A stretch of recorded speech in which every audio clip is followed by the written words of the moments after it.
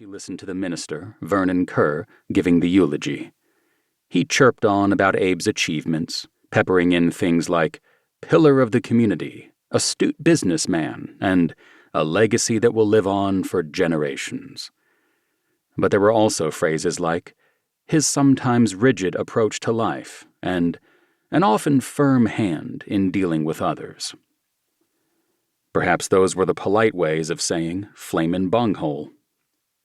The sound of the minister's voice blended with the drizzle that pinged on the sea of mourners' umbrellas. Gripes and mutters rippled through the group of about 100 people who'd braved the unpredictable October 30th weather to come to Parkman's cemetery. Or Snooty Hill, as Janessa had heard some call it. The Parkmans might be the most prominent and richest family in Last Ride, and their ancestor might have founded the town, but obviously some in her gene pool weren't revered. Margot continued to gripe and mutter as well, but her comments were harsher than the rest of the onlookers because she'd likely gotten plenty of fallout from Abe's firm hand. It was possibly true of anyone whose life Abe had touched. Janessa certainly hadn't been spared from it.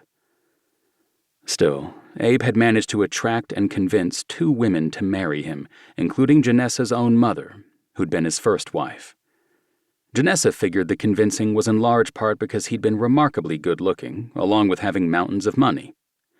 But it puzzled her as to why the women would tie themselves, even temporarily, to a man with a mile-wide mean streak. A jagged vein of lightning streaked out from a fast-approaching cloud that was the color of a nasty bruise. It sent some of the mourners gasping, squealing, and scurrying toward their vehicles. They parted like the proverbial sea, giving Janessa a clear line of sight of someone else. Brody Harrell. Oh, for so many reasons, it was impossible for Janessa not to notice him. For an equal number of reasons, it was impossible not to remember him. Long and lean, Brody stood out in plenty of ways. No umbrella, for one. The rain was splatting onto his gray Stetson and shoulders. No funeral clothes for him either. He was wearing boots, jeans, and a long-sleeved blue shirt that was already clinging to his body because of the drizzle.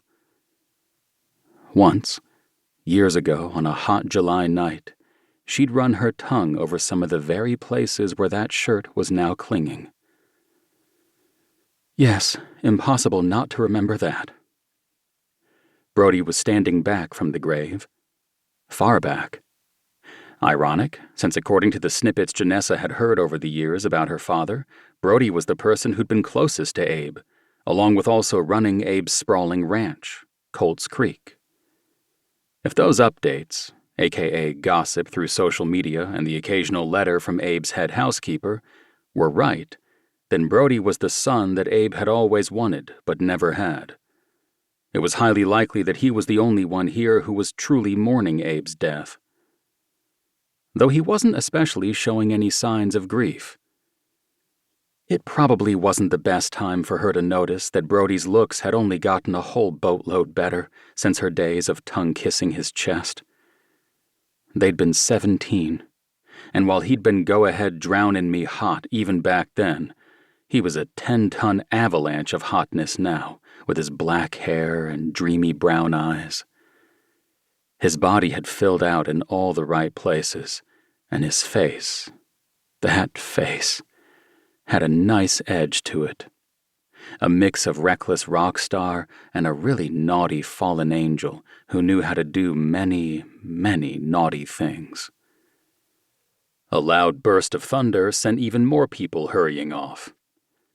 "Sorry for your loss," one of them shouted to Brody. Several more added pats on his back. 2 women hugged him, and one of the men tried to give Brody his umbrella, which Brody refused. You didn't have to be a lip reader to know that one of those women, an attractive, busty brunette, whispered, "Call me," in his ear. Brody didn't acknowledge that obvious and poorly timed booty call offer. He just stood there, his gaze sliding from Abe's tombstone to Janessa. Unlike her, he definitely didn't appear to be admiring anything about her, or remembering that he'd been the one to rid her of her virginity. Just the opposite. His expression seemed to be questioning why she